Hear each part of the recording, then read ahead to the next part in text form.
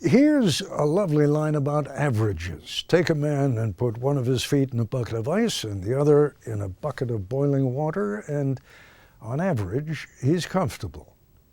On average, Jackson Hole, Wyoming is a really comfortable place to live, but as Ben Tracy found, it does help if you have a lot of money.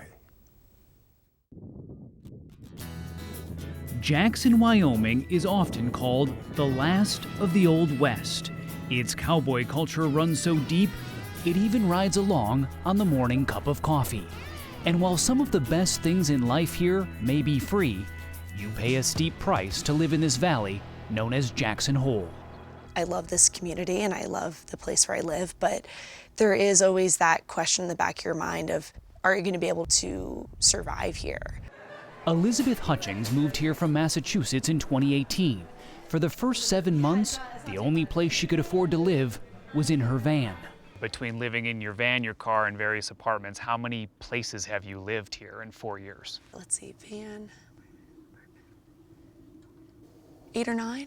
8 or 9. And in a lot of places, there's been that question of, oh, this is home, but for how long?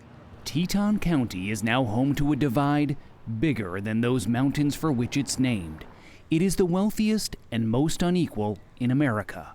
The average income here is $318,000, and the average single-family home price is now more than $5.5 million. That's left a food pantry overwhelmed by demand, staring at $6 million townhomes rising across the street. The level of wealth you see and the level of disparity that you see, I mean, some people have more money you could spend in 10 lifetimes. There's a saying in town that you either have 3 homes or 3 jobs. Many workers have been forced to cheaper towns nearly 40 miles away over sometimes treacherous roads. Hutchings works at a local restaurant, and when we met last summer, she shared this basement apartment with a roommate. Since then, she's had to move again.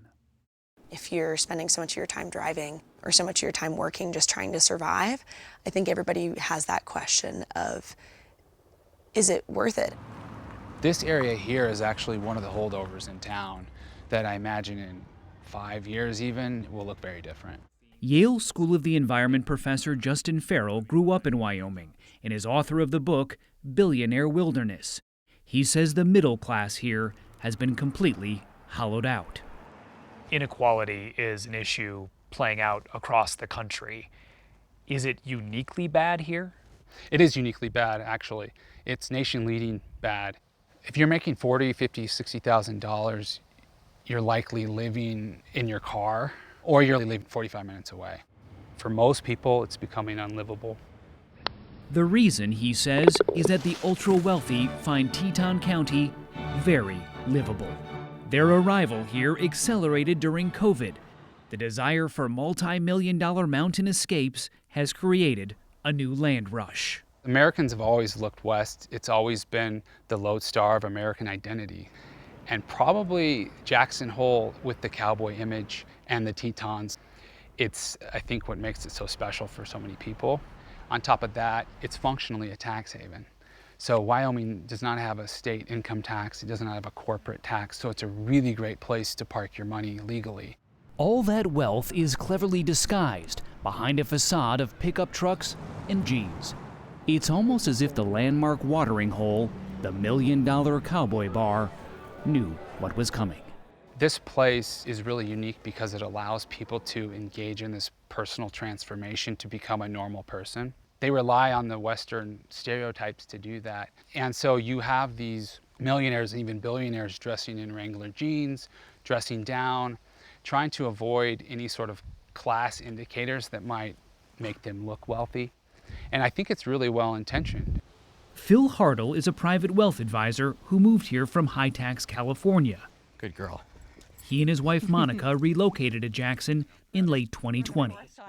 It was really about living in a different kind of place and really being closer to nature. And so it's tremendous to be a part of that. I get a sense that you really do have a respect for the place, and I don't want this to sound rude, but I assume you're aware that some people here think you're part of the problem. Oh, of course, absolutely. How does that feel?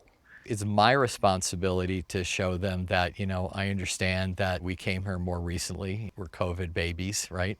But at the same time, if you approach it with a regard and a respect and a listening, and at the end of the day, like anywhere, they judge you as an individual, what kind of person you are. Hartle says he's planning to donate a third of his tax savings to local nonprofits and charities. Teton County is one of the most philanthropic communities in America. Am I part of the problem? Sure I am. I'm one of the people that came in and was able to buy a house at a marked up price. And I'm very grateful for that. But again, I also see that I have an obligation as a result.